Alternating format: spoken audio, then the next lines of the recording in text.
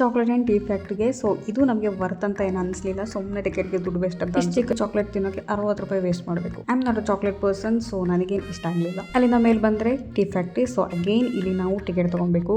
ಇಲ್ಲಿಗೆ ಬರೋದು okay 10 rupees ticket, but ಇಷ್ಟು ದೂರದಿಂದ ನೋಡಿದ್ರೆ ನಮಗೆ ಏನು ಗೊತ್ತಾಗುತ್ತೆ ಅಂತ ಹೋಗಬೇಕು. ಸೊ ಹೋಗಿದ್ದಕ್ಕೆ 10 ರೂಪಾಯಿಗೆ ಲಾಸ್ ಇಲ್ಲ, ಯಾಕಂದ್ರೆ ಒಂದು ಸಕಲಾಗಿರೋ ಟೀ ಕೊಡ್ತಾರೆ. ಟೀ ಆಕ್ಚುಲಿ ಚೆನ್ನಾಗೇ ಇತ್ತು. ಸೊ ಟೀ ಕುಡಿದು ಮುಂದಿನ ಪಯಣ ಊಟ ಆದ್ಮೇಲೆ ಅಂತ ಊಟಕ್ಕೆ ಹೋದ್ವಿ. ನಾವಿರೋದು 4 ಜನ, ಆರ್ಡರ್ ಮಾಡಿರೋದು 2 ಅನ್ಲಿಮಿಟೆಡ್. ಸೊ ಅನ್ಲಿಮಿಟೆಡ್ ಫುಡ್ ಅಂದ ತಕ್ಷಣ ನನಗೆ ನೆನಪಾಗೋದು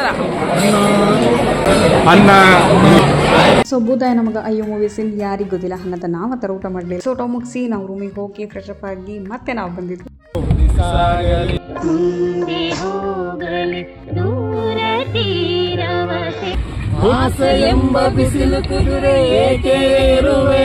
ಮರಳುಗಾಡಿನಲ್ಲಿ ಸುಮ್ಮನೇಕೆ ಅಲೆಯುವೆ.